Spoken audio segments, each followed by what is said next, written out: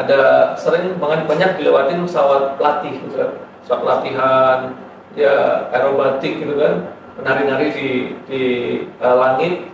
Itu punya mimpi, wah ini kalau misalkan aku jadi kayak pilot itu gimana ya rasanya ya. Kalau anak kecil dulu kan, sekarang sering terkenalnya Pak minta duit. Nah itu juga saya lakukan dulu gitu kan.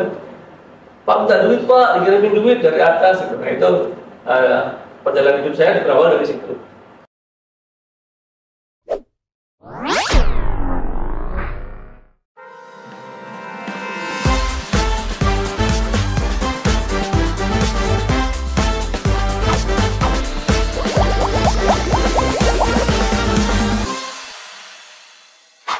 Assalamualaikum warahmatullahi wabarakatuh. Shalom, Om Swastiastu, Namo Buddhaya, salam kebajikan. Halo Sobat Skapenta yang ada di rumah, perkenalkan nama saya Cahya Dan saya Widi. bersama kami di acara Halo Skapenta, informatif, inspiratif. Gimana Cahya kabarnya hari ini? Alhamdulillah sehat Kak. Ngomong Cahya, pada podcast Halo Skapenta kali ini kita kedatangan tamu yang sungguh-sungguh spesial. Pasti Cahya tahu ini tamunya siapa. Siapa ya? Tamu kita pada kali ini yaitu Mayor Teknik Tri Mariono ST, sekaligus juga sebagai Kepala Sekolah dari SMK Penerbangan AG ini. Selain menjabat sebagai Kepala Sekolah di SMK Penerbangan, Bapak Tri Mariono juga berjabat menjadi Kasiar di Skatek 043 Kabibi. Tanpa pertama lagi, Sobat Skapenta, mari kita sambut Mayor Teknik Tri Mariono ST. Selamat sore Pak. Selamat sore. Mari Pak, diperkenalkan dulu. Oke, di sini ya. Siap. Gimana Bapak kabarnya hari ini? Alhamdulillah kabar baik. Alhamdulillah. Sobat Skapenta, Bapak Tri Mariono ini juga lulusan dari ITB atau Institut Teknologi Bandung pada tahun 2014 dengan prodi Sarjana Teknik Program Studi Apnotika dan Astronautika. Sobat Skapenta. Izin Pak, apakah kami para host diperbolehkan untuk memanggil Bapak dengan sebutan Bapak TM? Boleh sekali. Izin Pak, ada makna apa dibalik kata Bapak TM? Kenapa nama panggung Bapak sering dipanggil dengan Bapak TM? Oh, nama panggung kita bukan artis ya, bukan nama panggung. Ya, jadi memang nama saya juga banyak panggilannya. Dulu waktu SD itu banyak manggil saya Tri gitu ya. Dan waktu SMP memanggil saya MTM karena kan Tri Mariono. Nah, waktu Taruna di AAU ada senior saya yang memanggil saya dengan nama TM karena akronim dari Tri Mariono. Sejak saat itu senior saya hampir semuanya manggil saya TM. Jadi ya bagi saya itu sama saja karena setiap orang itu kan gampang mengingat untuk nama orang. Ya sudah TM cukup buat saya TM. Ya sampai sekarang ada manggilnya Pak TM, Om TM atau DTM, mau silahkan. Cukup untuk TM saja ya, karena mudah diingat. Nah, Sobat Skapenta pasti ingin tahu nih, bagaimana perjalanan hidup Pak TM ini dari mungkin saat dari SD ya, atau sampai sekarang ini. Mohon izin Pak TM, mungkin Bapak bisa menceritakan tentang perjalanan hidup Bapak sampai saat ini Pak, pada para Sobat Skapenta yang di rumah. Perjalanan hidup ya saya sebagai seorang militer sekarang, pangkat saya mayor. Saya lulusan AAU tahun 2009. Sebelumnya memang banyak sekali perjalanan hidup saya. Saya berasal dari Klaten, dari sebuah kampung kecil namanya Kampung Gebang, di kelurahannya Katean, kabupatennya Petunjak Klaten, di kecamatannya itu Gantiwano. Itu kalau dari SMK Penerbangan ya kurang lebih sekitar 30 kilo. Saya asli sana, bapak ibu saya satu kampung. Di kampung itu saya lahir di tahun 87. Jadi dari situlah mimpi itu datang. Bapak ibu saya petani, dua-duanya. Bapak dari memang sudah punya bakat, punya pekerjaan sampingan sebagai tukang kayu. Kemudian ibu punya warung kecil lah, warung kelontong lah, pinggir jalan itu di rumah itu keluarga saya. Kemudian saya 3 bersaudara, saya yang terakhir. kakak saya dua-duanya perempuan. Yang pertama sekarang sudah punya anak 3, kemudian yang kedua di Bandung itu punya putra 1, dan saya berkeluarga, kemudian putra putri 1, jadi masing-masing sudah lengkap 2 anak kami. Nah, dari masa kecil itu sebenarnya punya mimpi ketika di sawah gitu kan, bapak ibu saya juga punya sawah, jadi saya bantu di rumah pengerjaan sawah itu, kadang di tanaman tembakau, kadang jagung atau padi, kemudian nanti di masa-masa peralihan itu tanam sayur, ya ada bayam, kangkung dan sebagainya. Nah, ketika di sawah itu saya punya mimpi. Kenapa mimpi? Karena saat siang-siang hari itu ada sering banyak dilewatin pesawat latih gitu kan. Pesawat latihan, ya aerobatik gitu kan, menari-nari di langit. Itu punya mimpi, wah ini kalau misalkan jadi kayak pilot itu gimana ya rasanya ya. Kalau anak kecil dulu kan sekarang sering terkenalnya, Pak minta duit. Nah itu juga saya lakukan dulu gitu kan. Pak minta duit Pak, dikirimin duit dari atas gitu. Nah itu perjalanan hidup saya berawal dari situ. Kemudian masa selanjutnya tentunya kan saya pengen ada perkembangan lah. Dalam artian perkembangan itu ya di sekolah saya, di kampung saya itu sekolahannya hanya 1, kemudian di kaki gunung. Jadi sebelah saya itu sudah gunung, itu daerah Sleman, sebelah selatan. Sebelah timurnya itu sudah kabupaten Gunung Kidul. Jadi tempat saya itu kalau dibilang itu Klaten juga kok mepet sekali sama Yogyakarta. Jadi saya sendiri kalau misalkan ingin bepergian, ingin beli baju, beli barang-barang perlengkapan sekolah itu lebih seringnya ke Prambanan atau ke Jogja dibanding saya ke Klaten. Nah dari situlah akhirnya pengen sekolah di Jogja. Waktu itu SMP pengennya di Jogja, tapi karena masih kecil, orang tua belum mengizinkan, akhirnya saya sekolah di SMP Negeri 1 Prambanan. Kalau orang Klaten biasanya itu Sanggrahan. Saya sekolah di situ. Kemudian setelah lulus, saya ingin sekolah di Taruna Nusantara waktu itu. Namun ternyata karena nilai saya saat itu nilainya itu mepet sekali, tidak bisa masuk ke sana. Waktu itu kan masih ada namanya Eptanas. Kalau mungkin zaman sekarang itu UAN. Setelah itu karena tidak memungkinkan di sana, dan tahun saya adalah tahun 2002, itu tahun pertama di mana sekolah TN itu sebelumnya gratis. Taruna Nusantara di Magelang itu. Setelah itu harus ada pembayaran, ada uang sekolahnya. Nah, kami akhirnya mengundurkan diri. Udahlah kalau gitu, kita sekolah di tempat lain. Inginnya di SMA Negeri 1 Klaten, namun kembali lagi karena nilainya mepet, akhirnya sekolah di Jogja. Jadi tanggung lah, pintar juga enggak, dibilang apa, bodoh gitu juga tidak. Ya akhirnya nanggung sekolah di Jogja. Di Jogja karena luar kota, luar provinsi, akhirnya diterimanya di SMA Negeri 5 Yogyakarta. Awalnya daftar SMA 1 langsung kelempar, SMA 8 kelempar, apalagi SMA 3, akhirnya ke SMA 5 di Kota Gede. Dari situlah mungkin jalan hidup saya. Kemudian saya ingin sekolah di kedinasan, pengennya sekolah di STAN, STPDN atau STIS, STSN dan lain sebagainya, ternyata gagal semua. Kemudian pilihan terakhir ini ya tentara. Saya daftar tentara di Jogja, saya daftar Tamtama tahun 2005 dan gagal saat itu. Nah, dari gagal itulah saya belajar ternyata bahwa hidup itu harus ada pilihan. Peluang itu tidak datang 2 kali.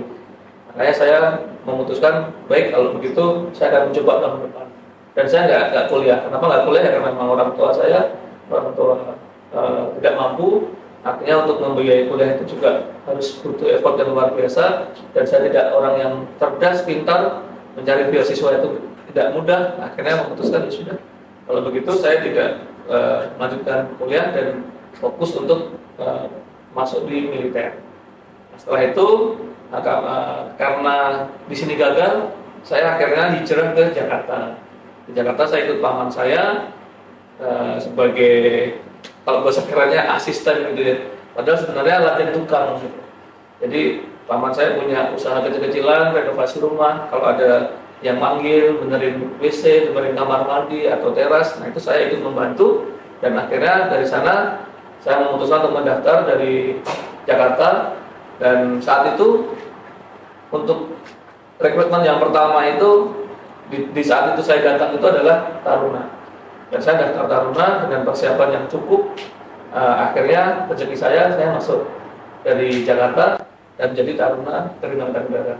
Setelah itu kemudian perjalanan waktu, lulus 3 tahun dan mendapatkan korup teknik. Tadi setelah saya ingin menjadi pilot tadi, yang ingin mendapatkan uang tadi di awal, ternyata Allah menggariskan saya sebagai seorang teknisi. Sebagai orang teknisi kami harus menyiapkan, belajar lagi, dan rezeki lagi. Kalau tadi disebutkan saya sempat kuliah, alhamdulillah dari TNI AU itu bekerjasama dengan kampus, dengan ITB, kami mendapatkan kesempatan beasiswa dan kuliah di sana. Kurang lebih perjalanannya sejauh itu. Sungguh mengharukan sekali ya. Patut diapresiasi perjalanannya Pak TM ini. Yang awalnya juga cuma dia pesawat ya, minta uang, kata ayah saya juga gitu dulu, pesawat mesti minta uang. Jadi ingat masa kecil ya Kak? Iya, Pak TM juga tadi bilang dia masuk pertama gagal, tapi ternyata ada tawaran dari Taruna, masuk. Alhamdulillah sekali. Wah, di balik perjalanan Bapak TM ini sangat tidak mudah ya, apalagi memerankan 2 profesi sekaligus.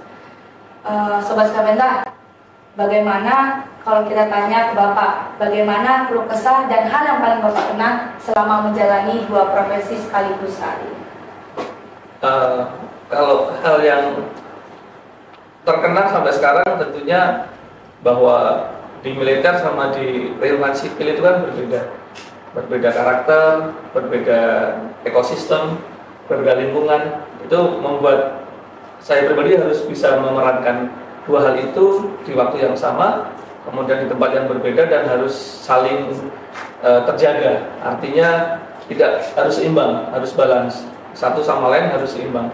Ya ini memang membutuhkan effort yang luar biasa, karena tidak ada misalkan pagi di sekolahan, malam di kantor, kan tidak mungkin. Jadi harus dua-duanya di saat yang sama. Itu bagi saya yang sangat terkesan adalah bahwa saya bisa berkomunikasi dengan semua stakeholder yang terlibat. Saya bisa berkomunikasi dengan guru, dengan karyawan, kemudian saya juga tidak melupakan di kantor, saya punya member di sana, punya tim di sana, dan dua-duanya misinya harus komplit, misinya harus berhasil semuanya. Nah itu yang menjadi tantangan buat saya pribadi, bagaimana caranya saya harus bisa menyeimbangkan. Di sisi lain tentunya saya juga punya keluarga yang harus juga saya berikan sentuhan, saya harus berikan perhatian, kasih sayang. Anak-anak saya masih kecil.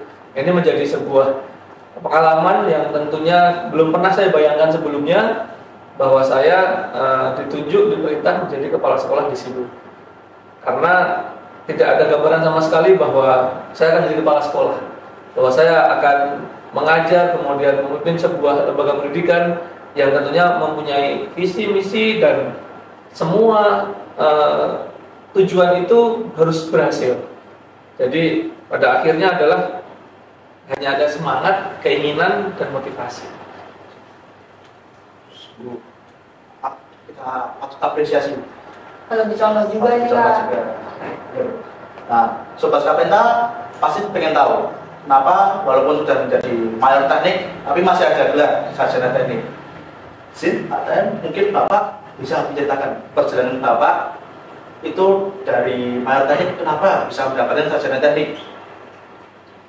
Jadi mayor teknik itu adalah sebuah korup. Artinya di dalam TNI AU itu mempunyai beberapa kecabangan atau disebutnya korup. Kalau di dalam pendidikan itu kan ada istilahnya ada program studi. Nah itu ada salah satu.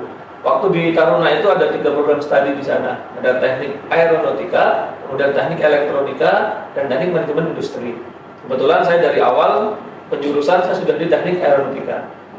Makanya ketika saya lulus tidak menjadi penerbang, akhirnya menjadi seorang teknisi. Berarti jiwa saya adalah jiwa teknisi. Kemudian kembali lagi saya menceritakan yang sudah lalu, ketika tidak menjadi seorang penerbang, saya gagal seleksi penerbang. Artinya bahwa saya harus memantapkan diri menjadi seorang teknisi. Kemudian setelah menjadi seorang teknisi, ada peluang kami dipanggil dari TNI AU, dari Mabes AU, mendapatkan kesempatan untuk menjadi mahasiswa beasiswa di Institut Teknologi Bandung. Nah, dari situlah saya mengambil kesempatan itu. Kesempatan yang baik saya ambil, kemudian saya menjadi siswa tugas belajar di Bandung selama 3 tahun. Kemudian setelah lulus tentunya mendapatkan gelar. Nah, gelarnya saat itu dan sampai saat ini adalah sarjana teknik.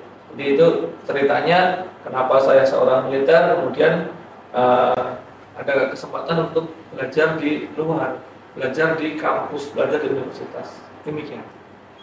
Jadi setelah menjadi taruna itu dapat beasiswa ya ke ITB, Pak? Betul. Setelah taruna lulus menjadi letnan 2, kemudian baru mendapatkan kesempatan beasiswa dari TNI AU untuk belajar di ITB. Sebenarnya tidak hanya di ITB, ada juga di ITS di Surabaya, ada juga di STAL itu juga di Surabaya, bahkan juga ada yang beasiswa ke luar negeri. Ya, sekarang ada LPDP, itu juga bisa untuk militer. Jadi sebenarnya kita itu banyak sekali program yang baik dari pemerintah maupun dari TNI AU, semuanya juga sama. Namun masih banyak mahasiswa-mahasiswa atau siswa-siswa di sekolah menengah itu belum mengetahui itu. Nah, itulah makanya pentingnya sebuah keinginan motivasi. Kalau bahasanya itu kita harus bermimpi. Dengan bermimpi kita jadi punya khayalan. Namun jangan lupa setelah bangun harus dieksekusi. Gitu. Harus bermimpi dulu, tapi jangan lupa mengeksekusinya. Sebagai pemerintah, Bapak TM ini Bapak sekalian, saya itu merasa kalau termotivasi. Sobat saya di rumah termotivasi tidak ya? Ngomong-ngomong motivasi, apakah kita boleh bertanya kepada Bapak, motivasi Bapak untuk menjalani hidup dan menjalani peran berbagai dua profesi tersebut hingga sekarang?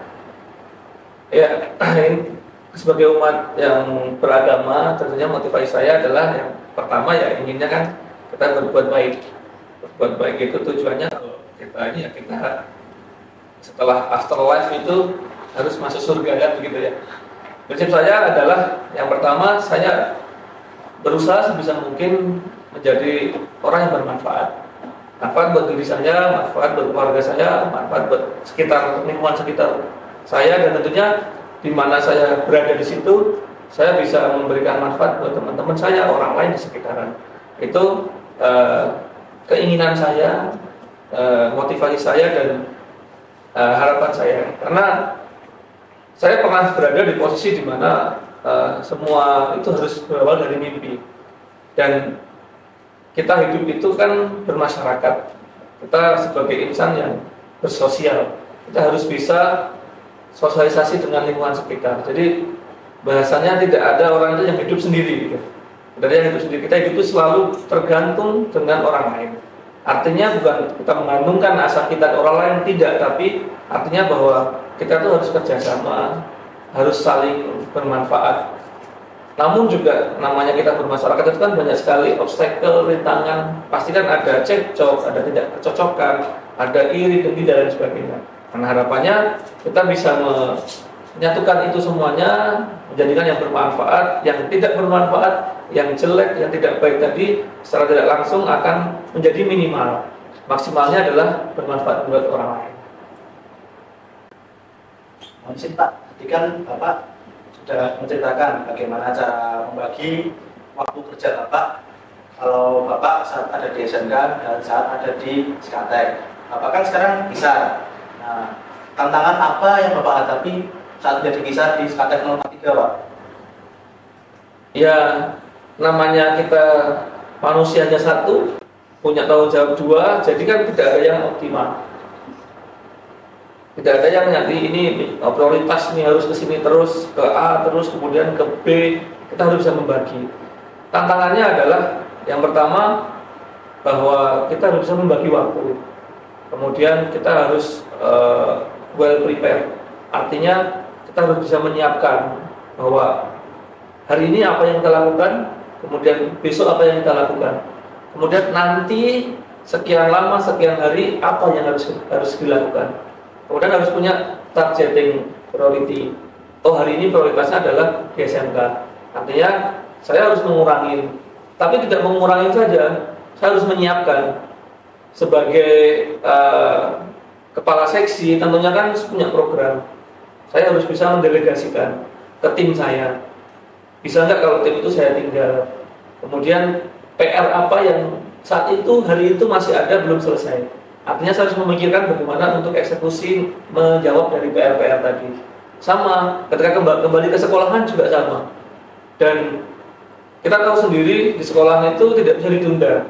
Tidak ada ujian semester ditunda, tidak ada PKL ditunda, atau dulu lah 1 minggu, 1 bulan, atau 2 bulan kan tidak bisa. Semua berjalan rutinitas. Penyiapan dari MPLS, kemudian dari sosialisasi, dari penyiapan nanti ada ujian tengah semester, ujian akhir semester, dan lain sebagainya. Nah, ini adalah tantangan. Artinya bahwa pada akhirnya nanti tidak semua visi misi tujuan itu akan berjalan dengan sempurna. Pasti akan banyak hambatan dan rintangan. Nah, gimana caranya kita bisa mengurangi hambatan tadi dengan memaksimalkan potensi yang ada. Jadi bukan saya nantinya yang akan istilahnya bagus, tidak, tetapi timnya.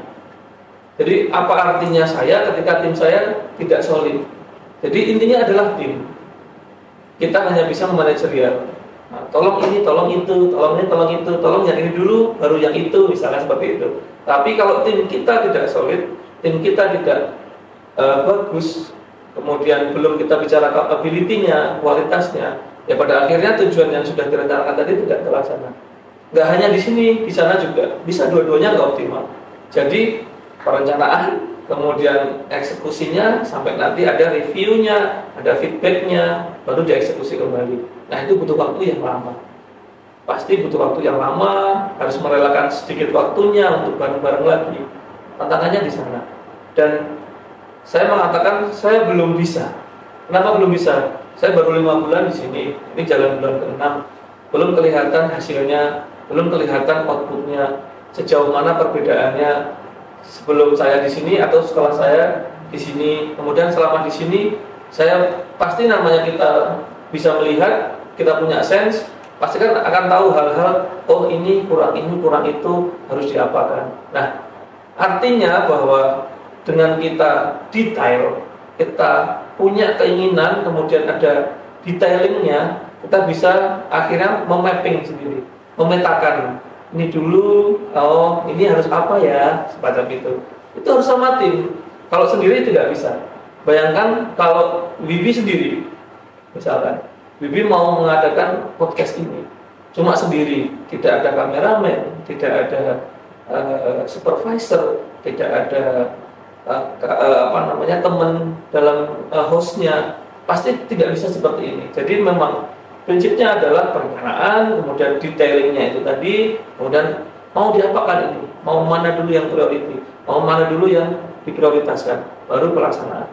Dan sekarang kita on the track, kita masih dalam perjalanan. Apakah nanti akan bagus jalannya? Apakah nanti tujuannya akan tercapai? Saya juga tidak tahu. Apakah tercapainya nanti cepat sesuai dengan target atau mundur? Juga tidak ngerti. Ataukah lebih awal tercapainya? Tergantung dari tim. Begitu. Berarti tantangan itu kadang bisa dari diri sendiri atau itu sih ganti. Tapi bahkan juga tantangan tidak selalu ada. Kadang bisa dimudahkan, kadang bisa dipersulit. Nah, itu tergantung dari doa, gitu kan? Setelah kita ikhtiar, gitu kan, baru tawakalnya bagaimana. Itu pentingnya kita berdoa, doa restu terutama orang tua, bapak dan ibu, itu yang paling utama. Nah, tadi kan tantangan terbesar Bapak waktu menjadi kasiar di Skatek. Lalu tantangan terbesar Bapak yang Bapak lalui di SMK Penerbangan selama menjabat sebagai kepala sekolah itu apa Pak? Dan bagaimana cara Bapak mengatasi? Sejauh ini tantangan terbesar ya pada diri saya sendiri. Karena saya sebagai leader, tentunya saya mempunyai program, dan program itu mau dibagaimanakan. Itu yang menjadi tantangan buat saya. Saya kira tim-tim di sekolahan ini sudah oke, sudah lumayan, sudah bagus. namun yang paling penting kan menyamakan visi dan misi. Kalau saya pribadi, harapan saya tentunya semangat saya, motivasi saya, keinginan saya semoga selalu di dalam top level. Selalu istilahnya kalau baterai itu full battery dulu kan, powernya itu selalu ada. Itu harapan saya. Semoga itu selalu terjaga. Kemudian teman-teman yang ada di sekolahan ini, stakeholder yang ada itu selalu bisa memberikan masukan buat saya. Karena dengan keterbatasan waktu tadi saya tidak tahu secara detail, saya tidak ngerti secara mendalam sekolahan ini. Ketika saya ingin tahu lebih mendalam, artinya saya harus di sini lebih lama. Sedangkan saya terbagi menjadi 2 tempat. Artinya saya sudah dari awal menyadari bahwa kendala utama saya adalah diri saya sendiri, kemudian waktu. Waktu saya terbatas. Mungkin akan lebih optimal ketika saya di sini full time. Itu mungkin lebih akan optimal. Namun karena realitanya bahwa saya ditugaskan di 2 tempat, artinya saya harus membagi waktu. Itu tantangan buat saya. Berarti kalau menjalani hari-hari harus full power ya Pak? Harus full power. Kalau kita sampai misalkan, nauzubillah min dzalik, saya sakit 1 minggu, itu menurut saya itu sangat merugikan sekali. Artinya saya tidak bisa mencurahkan pikiran saya di sini. Saya hanya bisa mendelegasikan. Kemudian saya yakin tim saya dalam memutuskan itu harus konsultasi ke saya. Dan namanya konsultasi butuh waktu. Berbeda dengan ketika kita on the track, satu orang, one man on the leadership, maka kita akan lebih mudah ketika kita mengarahkan. Kita akan, seperti ini. Ketika kita salah, tim akan mengingatkan. Apakah seperti ini sudah betul Bapak? Misalkan seperti itu. Pak TM, apakah ini sudah betul? Oh iya, ini harusnya seperti ini. Ya, terima kasih sudah diingatkan. Artinya seperti itu. Pemimpin harus mau mendengar dan mau mengerti. Itu harus. Kalau tim kita tidak mampu, ya gimana mau memaksakan gitu. Misalkan kita sekarang target kita adalah lari ke Gunung Merapi misalkan 1 jam, sedangkan tim kita tidak mungkin. Itu tidak mungkin sekali. Kita akhirnya kan detailin tadi. Benarkah nggak mampu? Kenapa nggak mampu? Oh, ini perlu latihan sekian lama. Ini perlu nutrisi yang banyak. Oh, nggak mampu, ya sudah. Ini nggak mampu tim ini, nggak mampu ini harus di-upgrade. Dengan bagaimana upgrade-nya? Oh, beli sepeda misalkan. Sepeda juga kurang cepat. Oh, beli motor cuma 1 saat. Udah kita pakai mobil. Artinya kita harus butuh energi lagi, butuh income lagi, butuh input lagi. Beli mobil atau sewa mobil. Nah, sewa mobil kita bawa 1 tim berangkat. Oke, 1 jam nyampe. Target nyampe, terpenuhi. Semua power sudah ada. Tim kita sudah kelihatan mana kelebihannya. Kita berangkat ke sana. Nanti baru mikir berangkat ke sana. Kira-kira nanti ada berapa lampu merah contohnya. Oh, jalannya jelek atau pakai Google Map harusnya cepat mana gitu, semacam itu. Itu baru kita berpikir strategi. Sekalian kalau dia perkataan ini keren sekali. Sangat keren. Patut jadi inspiratif kita. Nah, Pak Bibi, gimana kalau Bapak TM memberikan tips untuk menjadi sosok yang inspiratif untuk Sobat KPT yang di rumah? Izin Pak, apakah boleh memberikan tips kepada Sobat KPT yang di rumah untuk menjadi sosok yang inspiratif seperti Bapak TM? Oke, untuk sahabat KPT di rumah, ada beberapa tips dari saya. Yang pertama tentunya adalah jangan lupakan sama yang Maha Pencipta, Allah Subhanahu wa taala. Itu yang paling utama. Kun fayakun. Allah itu ketika berkehendak apapun itu bisa terjadi. Itu yang pertama. Kemudian yang kedua, bahwa kita diberikan kesempatan untuk mengubah diri kita sendiri. Bahwa Allah memberikan kesempatan kepada kita, umatnya, untuk berusaha mengubah keadaan pada diri mereka sendiri. Inna Allaha yughayyiru ma biqaumin hatta yughayyiru ma bi anfusihim. Oleh karena itu, tips yang kedua adalah push your limits. Kita harus berusaha sekuat tenaga. Apa keinginan kita, apa tujuan kita harus memperjuangkan. Kalau bukan kita yang memperjuangkan, siapa lagi? Harus kita yang memperjuangkan.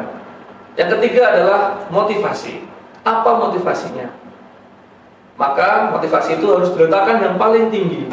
Jangan memotivasi di level yang sedang apalagi rendah. Contohnya misalkan, saya harus ranking 1. Itu motivasinya. Kemudian bagaimana caranya? Tadi push your limit. Yang terakhir tentunya doa. Kita doa restu dan doa kepada Allah SWT. Doa restu kepada siapa? Kepada kedua orang tua. Karena kita ada di dunia ini, Allah menciptakan kita melalui lantaran kedua orang tua kita, bapak dan ibu. Allah dalam agama Islam mengatakan bahwa ibumu, baru abimu, maka tentunya kita utamakan dulu ibu kita. Tidak ada restu orang tua. Ketika orang tua sudah merestui, maka tadi kata Bibi, bagaimana Pak menghadapi rintangan itu? Terkadang rintangan itu akan hilang, akan reda, akan berkurang karena doa orang tua kita. Kita terselamatkan. Kita di jalan ngebut, misalkan buru-buru, ternyata hanya 1 second, 1 detik kita terhindar dari kecelakaan. Mungkin itu adalah doa orang tua kita. Dan tentunya Allah berkehendak. Itu sedikit tips dari saya untuk sahabat Skapeta di rumah. Terima kasih. Tipsnya memotivasi sekali ya, sebenarnya. Yang pertama itu tetap kepada Tuhan Yang Maha Esa ya Pak. Betul. Berpayakun Tuhan Yang Maha Esa. Nah,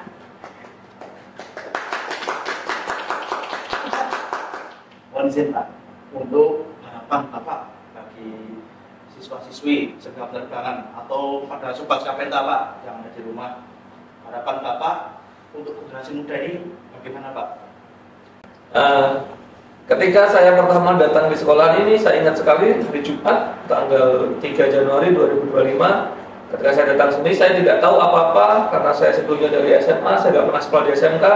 Dalam pikiran saya hanya satu, harapan saya anak-anak di sekolahan ini ketika sudah lulus, sudah pengumuman, sudah wisuda, itu sudah matang semuanya.